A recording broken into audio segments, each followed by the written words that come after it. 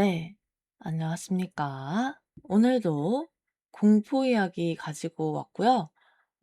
오늘 읽어볼 내용은 네이트판 공포 댓글 모음입니다. 찬찬히 보니까 꽤 흥미로운 내용들이 많더라고요. 그래서 같이 들어보려 가져왔어요. 어떤 내용인지 빠르게 들려드리도록 하겠습니다. 고싱. 우리 집 창고방에 누가 살았었음.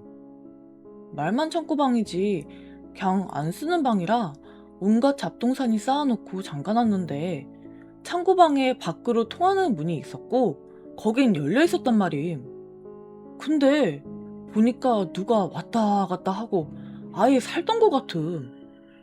암튼 엄마가 봄이라고 안 쓰는 거 다 정리하고 창고방 싹 치워서 드레스룸으로 쓰자고 해서 청소 업체 부르고 나랑 엄마, 오빠도 도와서 치우는데 레알 컵라면 용기 쌓아놓고 도시락 용기도 막 음식물 썩은 데랑 그리고 한켠엔 그 페인트통 하얀 거 아나?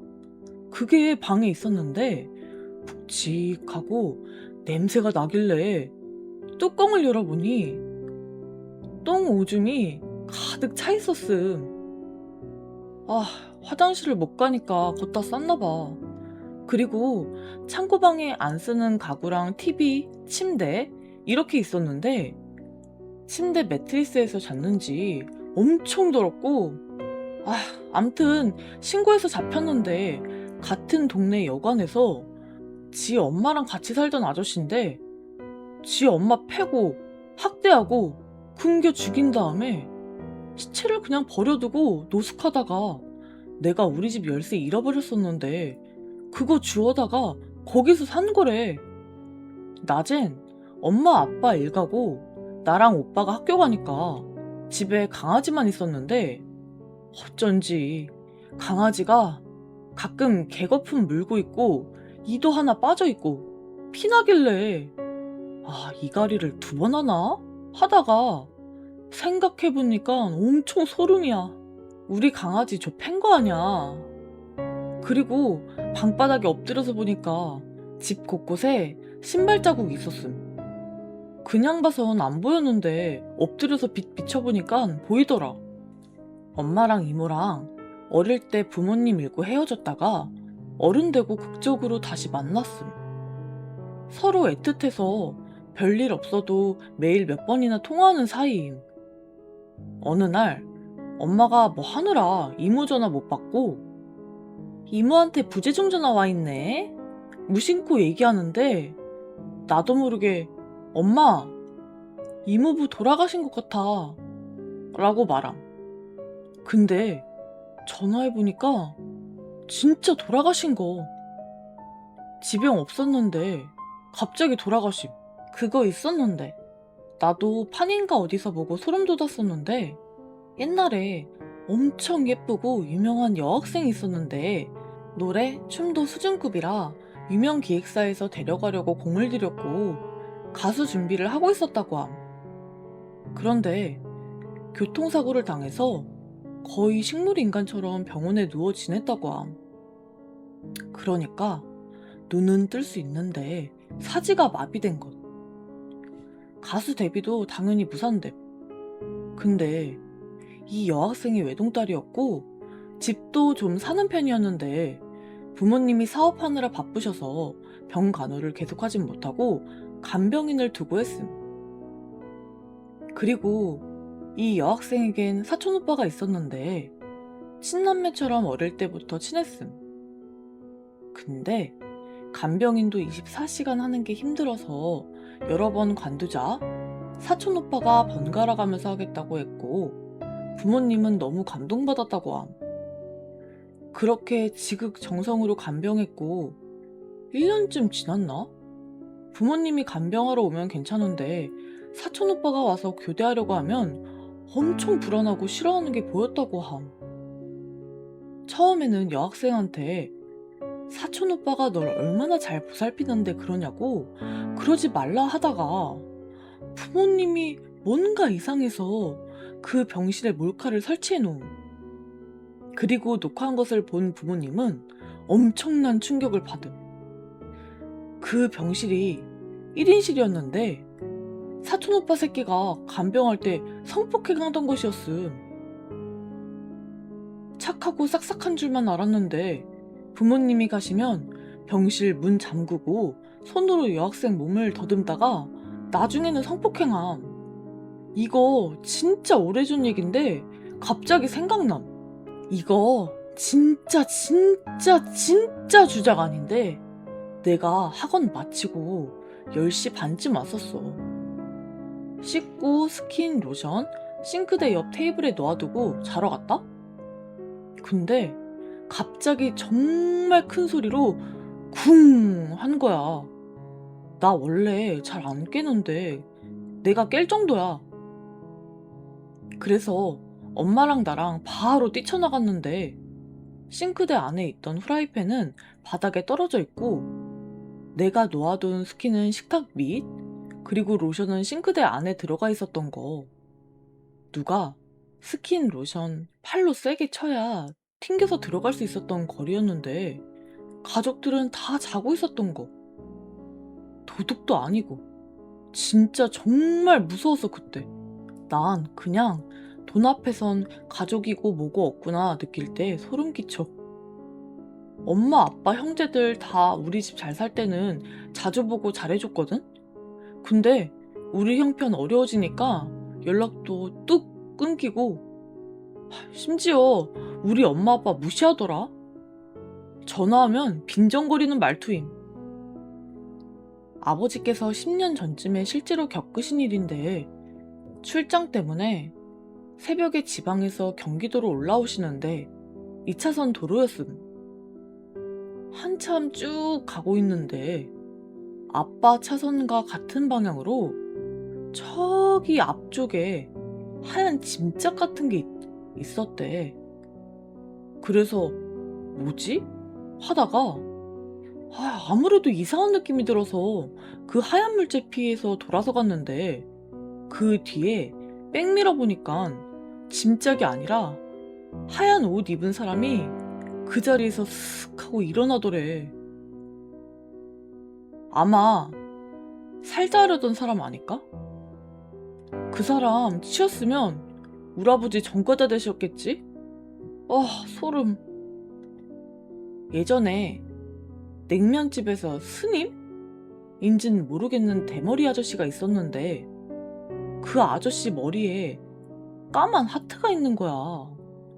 그래서 이게 뭐지? 하고 들여다봤는데 벌레 짝짓기 현장이었음. 말해줘야 하나 말하지 말아야 되나 고민했는데 그게 냉면 안에 들어간 걸 그 아저씨가 먹음. 소름. 난 사람보다 귀신이 더 무섭더라 라는 말에 친구는 침대 밑을 봤을 때 귀신이 있는 게 무서울까 사람이 있는 게 무서울까? 라고 했다. 최근에 실제로 겪은 일인데 저녁에 자고 아침에 학교 가려고 일어나니까 현관문이 활짝 열려있는 거. 받침대까지 고정되어서 실수로 문 안 잠그면 그냥 걸쳐져 있어야 하잖아. 근데 그것도 아니고 그렇게 열려있는데 어떻게 까먹고 안 닫겠어. 진짜 새벽 내내 그랬을 거 생각하니까 너무 소름 돋아서 현관문에 잠금 또 걸고 신발장에 또 걸고 3중으로 해놨다. 이거 중3 때 실화인데 취미생활로 컬러링북 하겠다고 주문을 시키고 택배 기다리던 중이었어. 택배 언제 오나 앱에서 언제 오는지 확인해보니 오늘 온다길래 학교 끝나자마자 집에 갔거든? 엄마 아빠는 일 갔고 나는 외동이라 거의 집에서 혼자 있는 날이 정말 많아. 그래서 그날도 집에 와서 TV 보고 라면 먹으면서 택배 기다리고 있었어. 1시간 정도 지났나? 문 두드리면서 택배 왔어요 그러는 거야. 그래서 나가려던 찰나 뭔가 이상한 거야. 느낌이 원래 이 택배사에서 오신 분은 내 이름을 땡땡씨 이렇게 부르는데 이 사람은 그냥 택배 왔습니다 그러더라고. 그래서 혹시 모르니까 문 앞에 두고 가세요 했어.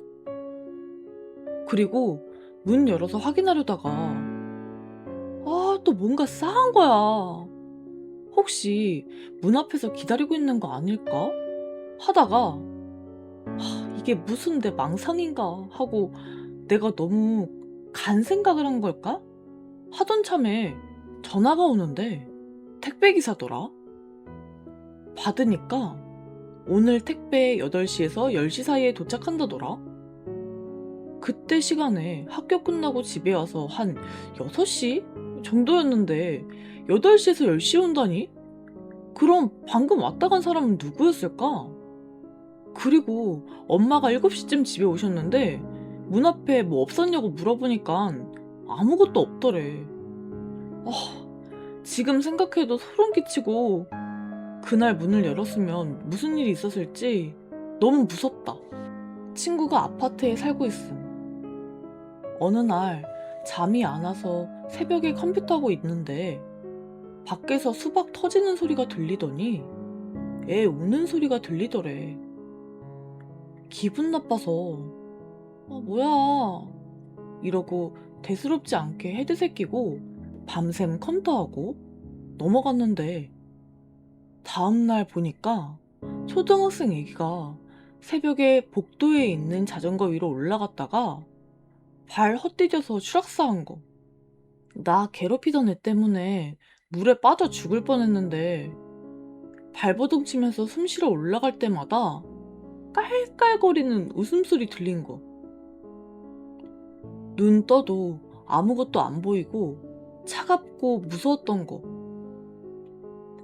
겨우 개 헤엄쳐서 나왔는데 아까 인어공주인 줄 알았다고 비꼬면서 웃었던 거. 그 뒤로 물 트라우마 생겨서 저수지나 바다 근처는 지나가지도 못함. 연쇄살인범 유영철 경찰 진술 중 정말 무서웠었을 때는 머리 없는 시체가 나한테 달려들 때도 아닌 그 순간 걸려온 아픈 데는 없냐는 아들의 안부 전화였다. 예전에 판 댓글에서 본 건데 이건 좀 슬픈 얘긴데 그 데스니 친구 엄마가 간호사였거든? 응급실에서 일하셨대. 어느 날 환자가 실려왔는데 남자애가 양쪽 팔이 갈기갈기 찢어진 채로 피투성이가 돼서 나뭇가지처럼 쓰러져서 실려왔대. 상태가 너무 심각해서 결국 양쪽 팔 다 절단했는데 알고 보니 그 남자애는 고등학생이었고 집안 형편이 너무 어려워서 학교 다니다가 자퇴하고 2교대 공장에서 일하면서 생활했는데 잠깐 집중력 흐트러져서 기계에 손 잘못 넣어서 양쪽 팔이 그렇게 된 거였대. 팔 절단 수술 후에 그 남자애가 허탈하듯 하고 웃으면서 이제 어쩌죠? 이랬다는 거 기억난다. 안타까웠음. 나 광안리 사는데 최근에 성범죄자 알림이 서비스로 범죄자들 집 주변 탐색하고 있었는데 집 근처 아파트에 밀양 여중생 강간범 가해자 중 한 명이 살고 있었던 거. 아빠가 과음하셔서 술 깨는 약 드리려고 집에 오자마자 아빠 방에 갔는데 이미 몇 시간 전에 돌아가셨던 거. 난 주무시고 계신 줄 알았어. 아빠 깨우면서 흔들려고 몸에 손을 댔는데 그때가 겨울이어서 보일러도 온도 높게 올려놓고 갔었거든? 방은 따뜻한데 아빠는 차가웠고 너무 딱딱했어. 무거웠고. 그때 나 진짜 너무 무서워서 손 덜덜 떨면서 119에 말도 제대로 못하면서 신고했다. 그날따라 외출했을 때 하루 종일 마음이 너무 무겁더라.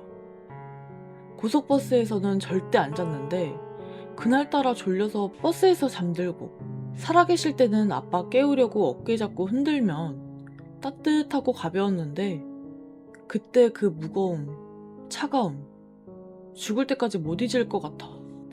내 이야기는 아니고 우리 동네에 사는 중3이 겪은 일인데, 우리 집 근처에 터널이 있어. 그 터널을 지나야 빌라촌이 나와서 걸어다니는 사람은 그곳을 꼭 지나야 했단 말이야.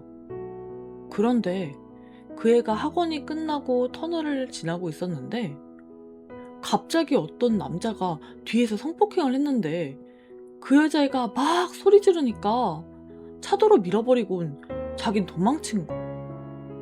차 타고 지나가던 사람이 신고해줘서 빠르게 경찰이 왔지만 더 소름인 건 아직도 범인은 잡히지 않았어. 몇 년 전에 우리 아빠가 약간 말버릇? 장난식으로 담배 피러 나가면서 아가씨나 만나러 가야겠다 하면 우리가 웃었는데, 보니까 젊은 여대생 상대로 조건 만남했더라.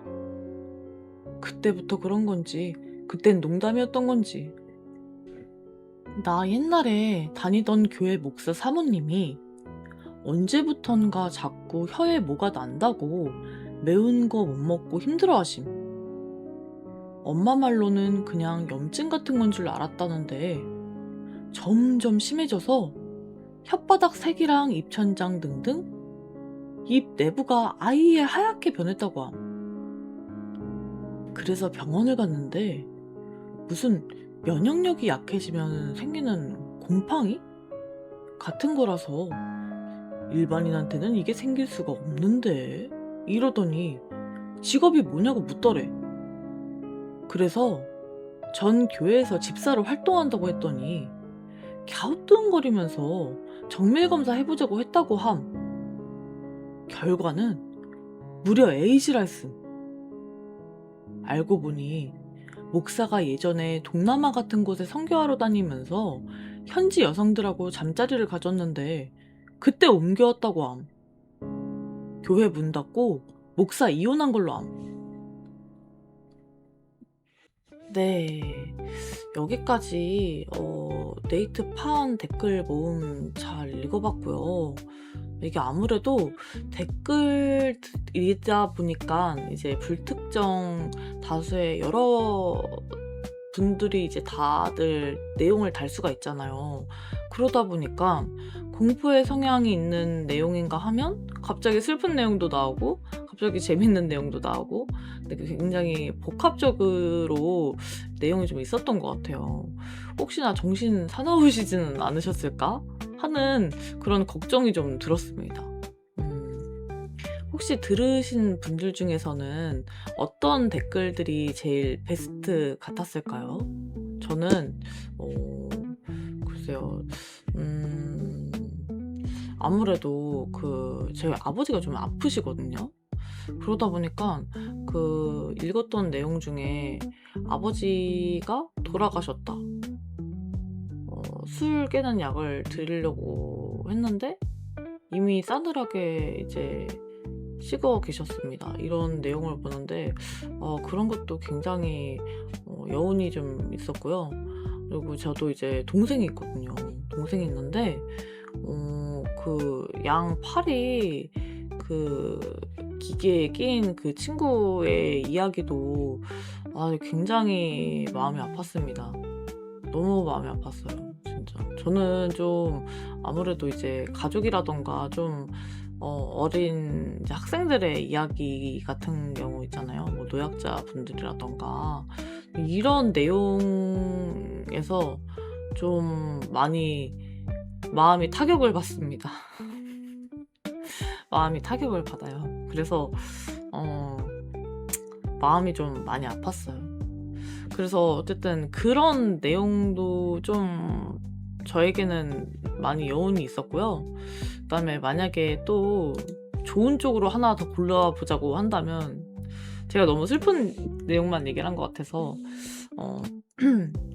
좀 재밌는 내용 중에서 하나 꼽으라고 한다면 근데 사실 재밌는 얘기가 이거 하나밖에 없었던 것 같긴 해요. 뭔가 제 생각에 그랬던 것 같은데, 스님이었는지 뭐 그 모르시는 그 이제 머리가 이제 없으신 분이었겠죠 아마.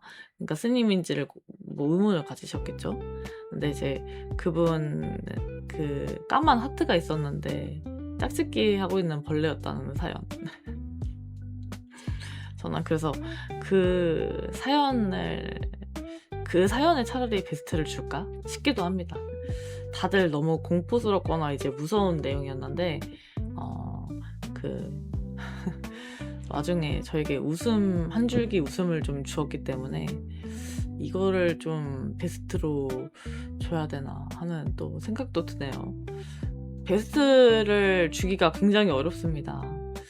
보셨던 분들은 어떤 게 베스트였을지가 너무너무 궁금한데, 혹시 뭐 시간 여유가 좀 괜찮으시다면 제 거를 봐주시고 혹시 베스트가 있으시다면 댓글을 달아주시면 또 너무너무 감사하겠습니다.